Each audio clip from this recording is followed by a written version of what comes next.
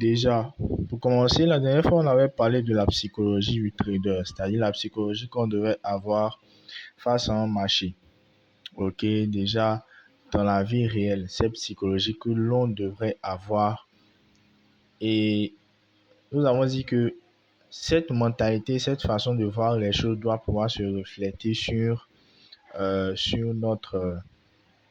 notre travail, sur notre trading. Et c'est très important de travailler là-dessus. OK.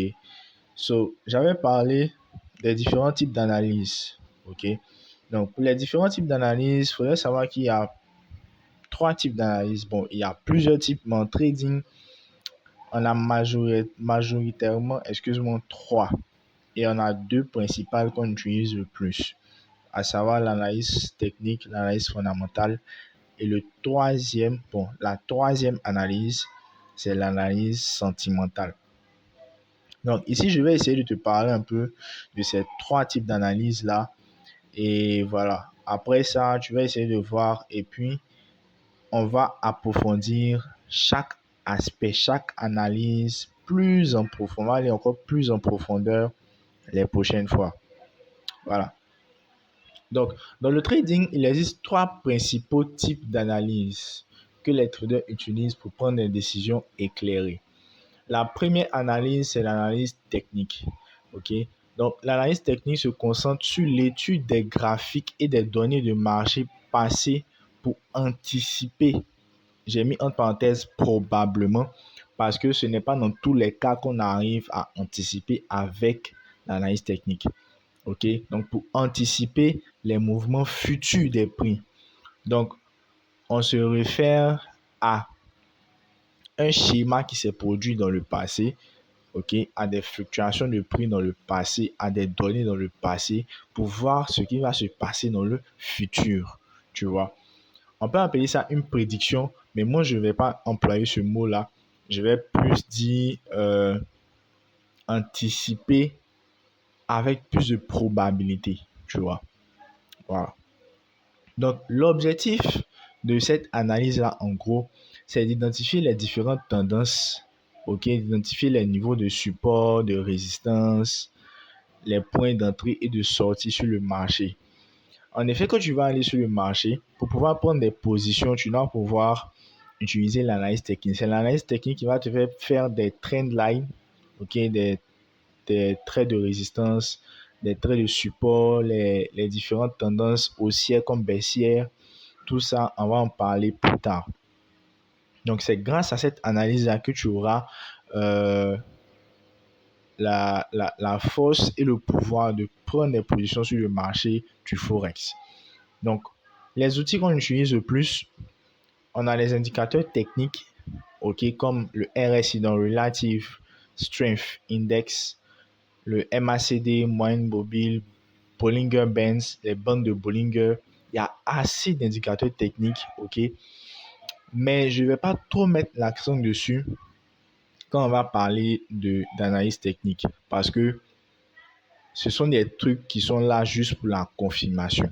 Donc, comme je l'ai mis ici, j'ai mis une image. Donc, quand tu vois ici, on met en haut New Trader. Quand tu commences nouvellement, tu as cette manie-là d'utiliser plusieurs indicateurs pour voir ce que ça donne, tout ça. Mais le vrai trader, c'est celui qui va avec la pure simplicité, avec ce qu'on appelle le price action.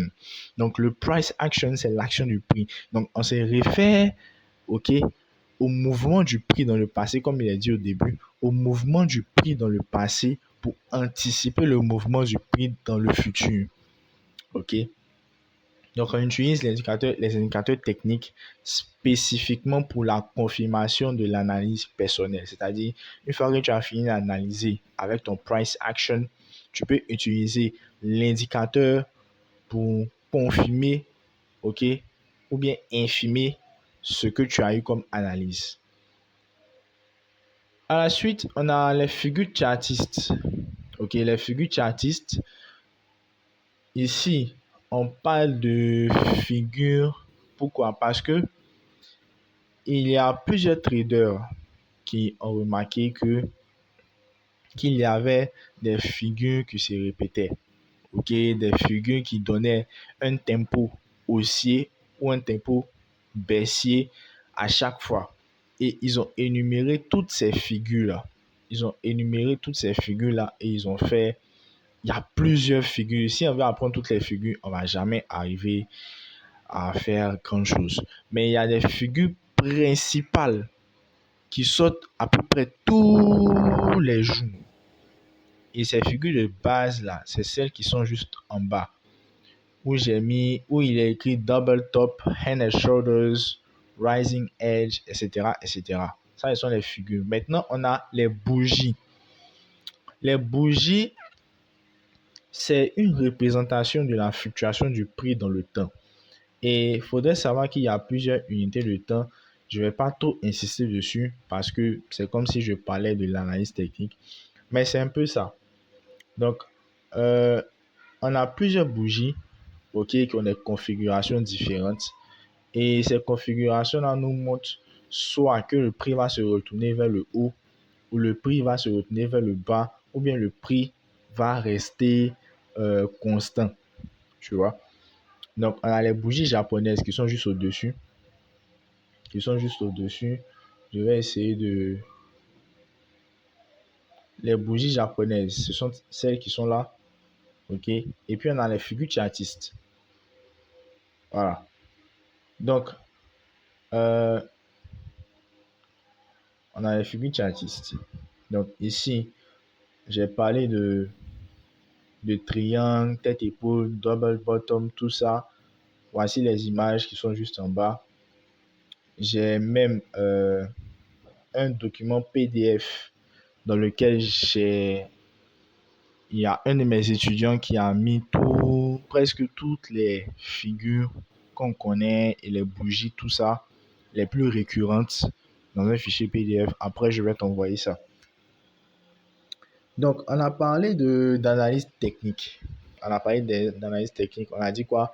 L'analyse technique nous permet de prendre des positions en fonction de quoi? En fonction du price action. Et le price action signifie l'action du prix ou mouvement du prix. Donc, c'est le mouvement du prix dans le passé que nous allons utiliser pour prédire le mouvement du prix dans le futur. Mais avant de faire tout ça, on va passer par la deuxième analyse d'abord. Je devais mettre ça en premier, mais j'ai décidé de mettre ça en deuxième pour essayer d'attirer plus ton attention là-dessus. Donc, on va passer par l'analyse fondamentale. Donc, l'analyse fondamentale, c'est quoi? L'analyse fondamentale évalue la valeur intrinsèque d'un actif en étudiant les facteurs économiques, financiers, politiques qui peuvent influencer son prix. Cette analyse doit se faire généralement avant l'analyse technique afin de connaître les positions à prendre sur le marché et les figures à rechercher dans ce cas. Donc, comme je l'ai dit, l'analyse fondamentale vient au-dessus de l'analyse technique. Avant de faire une analyse technique, avant d'utiliser des figures chartistes, avant d'utiliser les bougies, de rentrer, de prendre des positions, il faut comprendre ce qu'on appelle l'environnement économique de l'actif que tu vas utiliser, que tu vas trader. OK? Parce que même dans la vie réelle, nous sommes tous affectés par notre environnement, tu vois. Donc, nous sommes tous affectés par notre environnement, nous sommes affectés par ceux qui sont autour de nous. Il y a toujours des acteurs externes ou internes. C'est pareil pour l'argent, c'est pareil dans le trading. Il y a ce qu'on appelle les acteurs économiques. OK? C'est eux qui font euh, qu'il y a du mouvement au niveau de l'économie. Et on a aussi les événements économiques. Ces événements économiques sont produits par qui? Par les acteurs économiques. Donc, il faudrait savoir qu'il y a tout un environnement derrière. C'est vrai que ça sera vraiment complexe à comprendre. Moi-même, je n'ai pas encore fini de comprendre totalement, même si j'ai une petite longueur d'avance. Mais c'est un peu ça. On se base sur l'environnement économique, ok, d'un pays, en gros, ou d'une organisation pour comprendre ce qui va se passer sur le marché. Donc, l'objectif de cette analyse-là, c'est de comprendre la santé économique sous-jacente et le potentiel de croissance de l'actif. Donc, en fonction de la santé économique du pays en question, c'est-à-dire si le pays a une bonne santé, l'économie sera forcément forte. Si le pays a une mauvaise santé, l'économie sera forcément faible. Donc, c'est un peu ça. Donc, les différents aspects étudiés sont lesquels? Donc, là, on a les publications économiques, donc, telles que le PIB, le produit intérieur brut, le taux d'intérêt, le taux d'inflation, ok, qu'on appelle généralement le CPI, je crois, euh, j'ai oublié la définition, Customer Price Index, voilà, prix, indice du prix de consommation, Consumer Price Index, CPI. On a le PIB, le taux d'intérêt, le taux d'inflation, le taux de chômage aussi, très important celui-là. Le taux de chômage, on a le PPI aussi, euh, on a, on a assez d'événements économiques, on a assez de publications économiques qui qui impactent le marché. Et ils sont très, très, très, très, très, très, très nombreux. Très nombreux. Donc, on a les résultats financiers pour les actions. Bon, ça, c'est pas trop à notre niveau. Et on a les événements géopolitiques. Donc, les événements géopolitiques, c'est-à-dire s'il y a une annonce à faire, s'il y a, par exemple, une crise sanitaire ou bien une crise politique d'un pays, tout ça, ça a un impact sur l'économie d'un pays. Donc, tu vois que pour trader, il faut aller regarder toutes ces informations-là. Déjà, il y a des sites où on peut avoir accès à ça facilement. Il y a les applications aussi, tout. Mais il faut aller vraiment regarder, rechercher le truc et puis aller prendre des positions dans l'analyse technique maintenant pour pouvoir euh, être plus efficace. Donc, la première analyse à retenir dans ce cas, c'est l'analyse fondamentale d'abord. Après ça, l'analyse technique. Donc, bien vrai qu'on va utiliser l'analyse fondamentale pour trouver le sentiment du marché. Non, pas le sentiment du marché, pour comprendre un peu comment se trouve l'économie du pays, l'économie en général. Après ça, on va essayer de prendre des positions qui vont dans le sens de comment se porte la santé économique d'un pays à travers notre analyse technique. Mais aussi, il y a ce plus-là qu'on doit savoir, c'est qu'il est possible de connaître le sentiment du marché à travers l'analyse sentimentale. Donc, l'analyse sentimentale, c'est quoi? L'analyse sentimentale de base se base, excuse-moi, sur l'évaluation des émotions des acteurs du marché. Donc, la peur, l'avidité, la cupidité, l'euphorie, la crainte, etc., etc. Tous les sentiments qu'un homme peut percevoir, ok, pour anticiper les mouvements du marché. Donc, elle est plus utilisée dans le monde de la crypto. Effectivement, cette analyse-là, c'est plus dans la crypto-monnaie qu'on utilise ça parce que là-bas, c'est plus des cycles, ok. On est plus dans une configuration en cycle plutôt que dans le forex, ok. Dans le forex, on n'a pas trop cette cyclicité-là, si je peux le dire ainsi. Donc, l'objectif de cette analyse-là, c'est quoi? C'est d'identifier les déséquilibres entre acheteurs et vendeurs. OK? C'est-à-dire, si par exemple, on se retrouve avec plus de vendeurs que d'acheteurs, forcément, on va remarquer que il y a une baisse et tout. Donc, nous aussi, on sera forcément vendeurs. OK? Mais je ne dis pas ça pour dire qu'il faut forcément suivre tous ceux qui sont vendeurs, mais s'il y a un plus grand nombre de vendeurs que d'acheteurs, on sera forcément vendeur parce que la majorité gagne. La majorité gagne. Ceux qui seront acheteurs peut-être vont essayer de prendre un peu de risque, tout ça. Mais l'analyse est vraiment personnelle. L'analyse est vraiment personnelle. C'est à nous d'être sûr et certain de la position qu'on va prendre sur le marché. Donc, cette analyse-là, je ne vais pas trop la mettre dedans dans notre formation.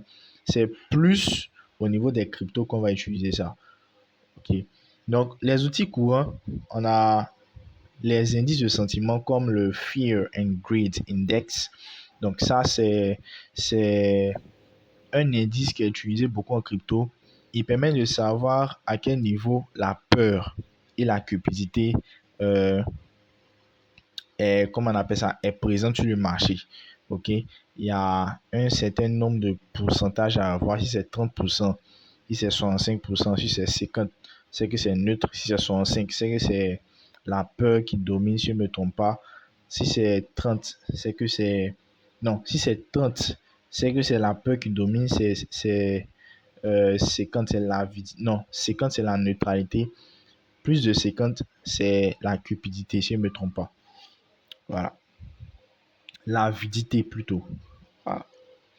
À part ça, on a l'analyse des réseaux sociaux, des forums, des actualités. Donc, en bas, j'ai mis quelques images. Donc, ici, tu peux remarquer qu'on a des indices qui sont là.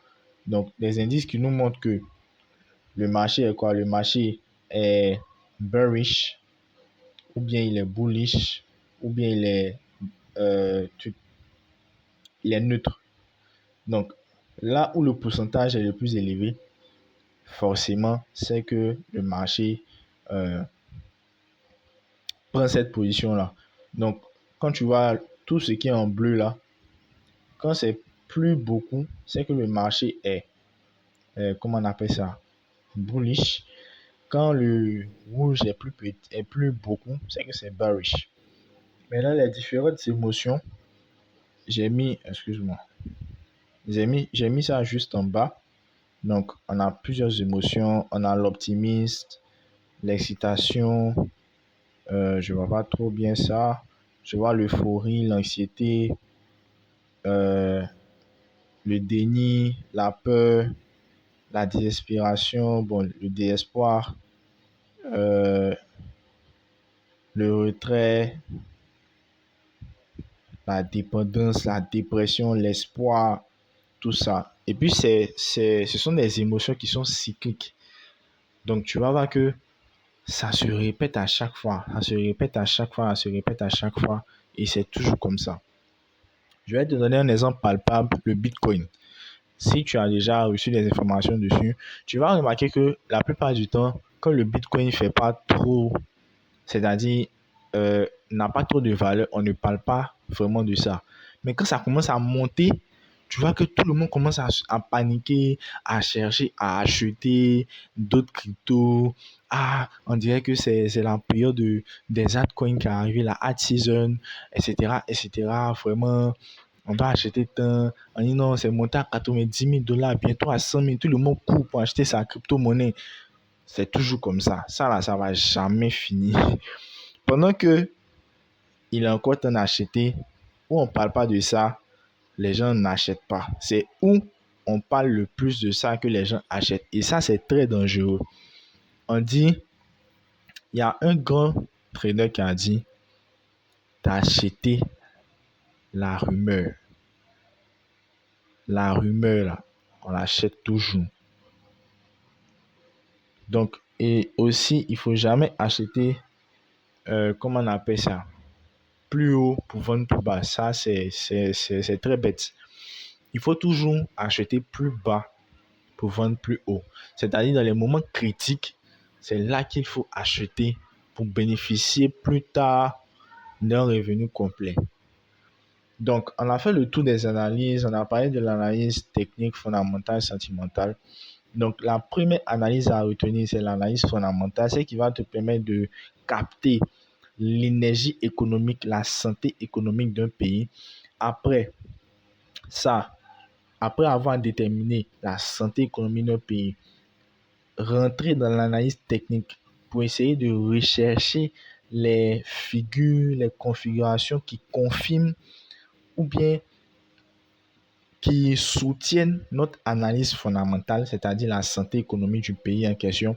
Et puis peut-être essayer d'ajouter l'analyse sentimentale pour bien savoir quel est le degré ok, le degré d'acheteur et de vendeur sur le marché. Donc, quand je parlais des différents types d'analyse, je parlais de ces différents types d'analyse, à savoir l'analyse technique, fondamentale et sentimentale. Je crois que c'est tout. Si je dois faire une autre vidéo pour t'expliquer l'analyse technique plus en profondeur, l'analyse fondamentale plus en profondeur, tu me dis. Ou bien si tu veux qu'on s'asseye bien pour parler de ça comme il se doit, avec des exemples à l'appui sur mon ordinateur et tout. Parce qu'actuellement, j'ai un problème sur mon ordinateur. Donc,